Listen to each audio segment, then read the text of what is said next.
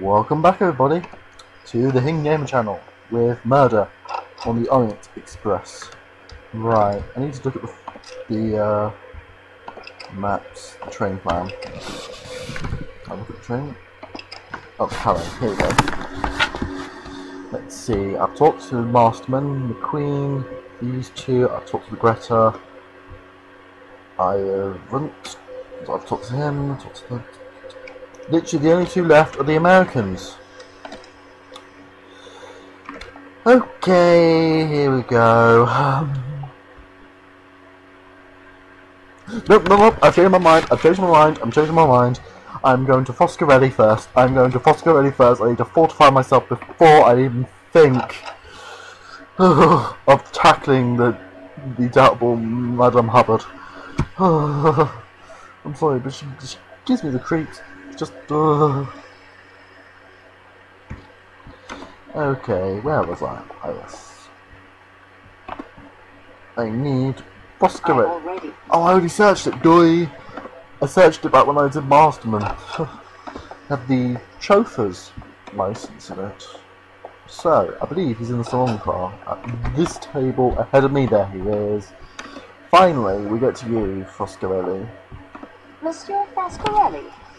Ah, Signorina! I have been told you aid the great Hercule Poirot in his investigation. I will help you in any way I can. That's good to hear. May I have your passport, please? Of course, of course! Here you are! You are Antonio Foscarelli. I see here you are a naturalized American citizen. Indeed. Yes, Signorina. It is better for my business. I am, as you can see, a salesman of motor cars. I do big business. I am up to date. I understand salesmanship. What do you smoke? A pipe, cigarettes, cigars? Cigarettes only. I would like to take your Yes, finger, please. please. Of course. Anything to help. Thank you.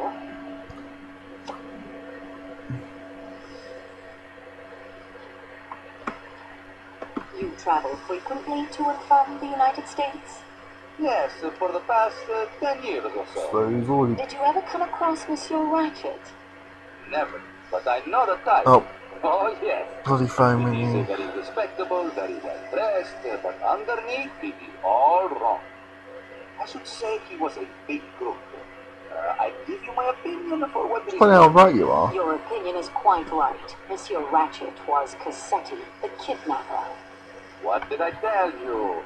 I have learned to read the face. It is necessary. Only in America do they teach you the proper way to sell. I'm so sorry about that, the phone rang. So hopefully it wasn't too loud in the recording. I couldn't stop it because otherwise you'd have missed all that. Please tell me your movements last night after dinner. With pleasure. I stay here in the salon car for a while. It is more amusing. I play cards with the American gentleman who sells the typewriter with me. We talk shop. Afterwards, we retire to my compartment and play the cards some more. And talk more shop. That one, though, he is not the salesman Foscarelli is. Well, no, because he's not a salesman. He's a detective whose cover is a salesman, so... Do you remember the Armstrong case? I do not quite remember, but yes, the name. It was a little girl, was it not? A baby, una bambina. Yes. Ah, well, these things, they happen, even in a great country like America. Have you ever come across any members of the Armstrong family? It is difficult to say. I see so many people, you understand. I'll give you some figures. Last year alone, I sold. Please, monsieur, confine yourself to the point. Yeah, thank you. With great pleasure. What time did you go to your compartment? Oh, it was early.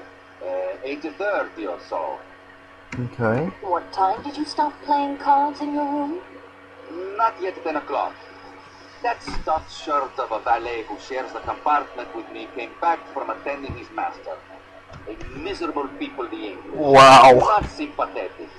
Wow. He's in the corner, very stiff, reading a book. Mr. Hardman and I, we lose our taste for the cards, and Mr. Hardman, he goes off to his own room. The attendant makes up our beds. Okay. What time did you go to bed? I lay on my bunk for a while. The Englishman has, I think, the toothache. He gets out a little bottle of stuff that smells very strong. Moans and groans. I drop off around 10:30. Whenever I wake, I hear him groan. Right. Do you know if Monsieur Masterman left the room at all during the night? Don't think you did. I do not think so. If the door opens, the light from the corridor, one wakes up automatically thinking it is the customs examination at some frontier. So this is a no then. And I'm back again. Right, here we go. Did Monsieur Masterman ever speak of his master? I tell you, he did not speak, even to introduce himself. He was not as sympathetic, a fish. That will do A for now, fish? Monsieur Wow. Pasquarelli. Okay, and now to fortify myself for the indoubtable Mrs. Hubbard.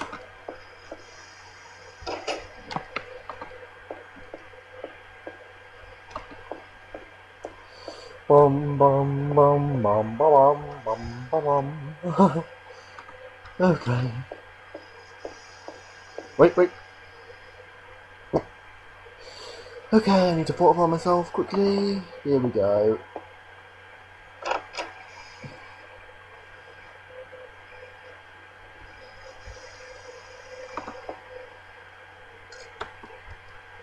A button. Oh. The button appears to come from the cadet's uniform. I wonder if there's a uniform based in a button. Yes, there is.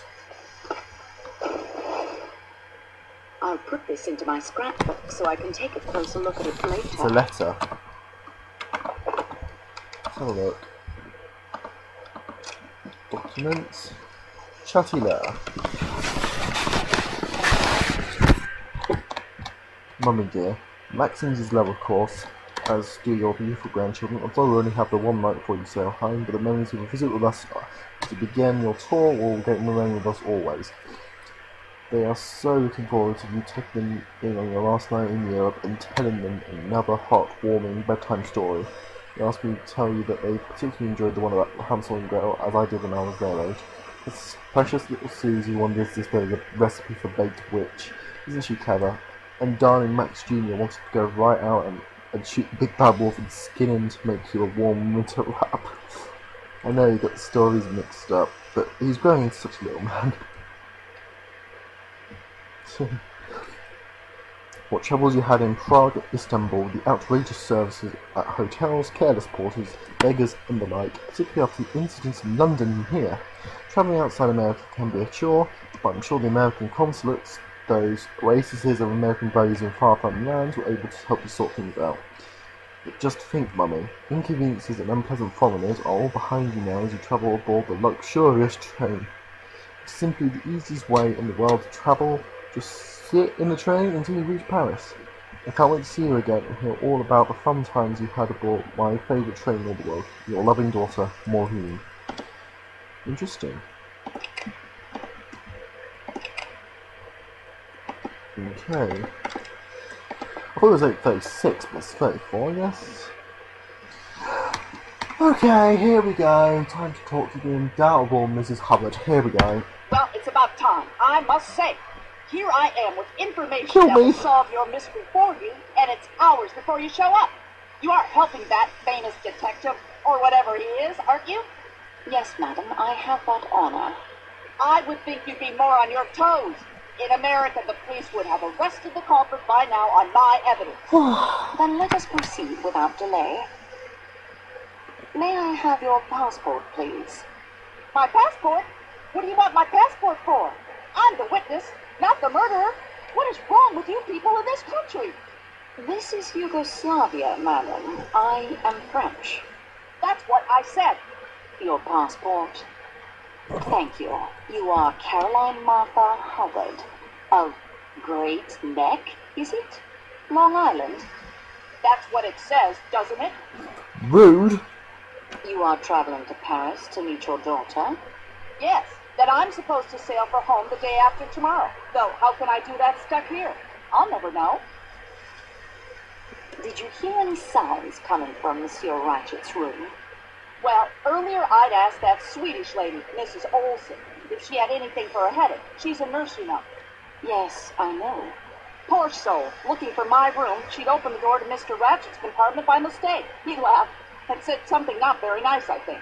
But I couldn't make it out. She said, "Oh, I make a mistake. I ashamed to make a mistake," in that bizarre accent of hers.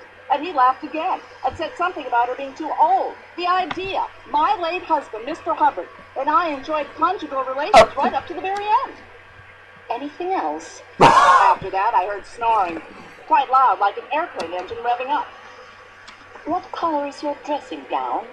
What an odd question. I had 2 dressing gowns, if you must know. A pink flannel that's kind of cozy on board ship, and a purple silk number that my late husband, Mr. Hubbard, gave me. But what in creation do you want to know that for? Someone in a scarlet kimono was seen coming out of either your compartment or Monsieur Ratchet's. It is very difficult to tell sometimes which is which when all the doors are closed. Yep. Well, it wasn't mine. Then it must have been Monsieur Ratchet's. That wouldn't surprise me any. I thought I heard a voice in there. I would like to fingerprint you. What do you have there? A typewriter ribbon? You're going to smear ink from that on my fingers? That was my intention. And how do you plan to clean that mess off afterwards? I have something to clean your hands with. Cocktail napkins? Good gracious, sweetie. What kind of flea-bag investigation are you conducting here anyway? I appreciate your cooperation. You can tell the voice actor. You can tell Antoinette is just forcing her lines because it's just, I've had enough of this. I've had enough of this woman. Don't worry, Antoinette. We all feel the same way. Feedback investigation. Oh, I'm so sorry. I left my forensic kit back home in Paris. I'm so sorry. Was it a woman you heard in Monsieur Ratchet's room? Yes, I think it was. Did you hear what was said? Well, I didn't put a glass up to the connecting door and eavesdrop, for heaven's sakes. What sort of a person do you think I am? I'm kind of amazed that you didn't do that, Mrs. Hubbard, because you seem to go on and on and on. I'm amazed you didn't actually do that, so... When was it you heard this voice? I have no idea. Sometime after the snoring died. Was it before or after the train stopped? After. After the man in my room that you have so far failed to ask me about. I woke up, heard the voice, and that was that. Tell me about the man you thought was in your room. At last. No offense intended, sweetie, but you foreigners do just about everything backwards. The man? Well, I was in bed. I woke up. All in the dark it was. And I knew I'd tell you that there was a man in there with me. In your bed? In my what? How dare you? No, in my compartment. I was just so scared I couldn't scream. I just lay there and thought, mercy, I'm going to be killed by some foreigner. These nasty trains. I just lay there with my eyes closed and thought of America. Somehow I got my wits about me and I felt about with my hand and I felt. Yes? The bell button. I pressed it and pressed, but no one came. I thought, mercy, what if they'd murdered every single soul on the train? I went on pressing the bell, and at last, footsteps in the corridor. I draped on my dressing gown, the pink one. I screamed, come in, and switched on the lights. Would you believe it? There wasn't a soul there. The shell opened your door and entered. Yes, although considering the time it took him to arrive, he must have come by dog sled. He seemed to imagine I dreamt the whole thing. I tell you here and now, I'm not one to imagine things. Jeez. I like how Antoinette got one back there. I like that. Michelle searched your compartment. I hope so. Yes, even under the chair. Although he said there wasn't room for a man to squeeze himself under there. I asked him to check the connecting door. Was it bolted? No, but I knew it had been because I asked the Swedish lady to check it when she brought me the headache powder. Before Michelle arrived, did either door open and close? Sweetie, my eyes were squeezed shut tighter than a banker's fist. I didn't see. And with the bell making all that racket, the intruder could have dynamited a hole in the wall, and I wouldn't have heard it. Do you remember the Armstrong kidnapping? I'll say I do. How that wretch that did it escape scot-free, I'll never understand. I'd have liked to get my hands on him. You could have, madam, when the connecting door was unbolted. Oh, that's a fine way to say it. Ratchet was the man? Yes, his real name was Cassetti. Well, imagine that. Wait till I tell my daughter. Were you acquainted with the Armstrong family? Well, they were from New York, too. But no, they moved in a very exclusive circle. I've always heard that Mrs. Armstrong was a perfectly lovely woman, and that her husband worshipped her. It was all incredibly sad. I would like to dust the doorknob of the connecting door for fingerprints. My, aren't you the little improviser? Be my guest, sweetie. Search the whole place if you like. I need a drink. Mrs. Hubbard, Yeah. wait. You dropped this. That's not mine. I thought, as it has the initial H on it. I've got mine right here. See? It's marked CMH, and it's a sensible thing. Not that flimsy, expensive Parisian cambric.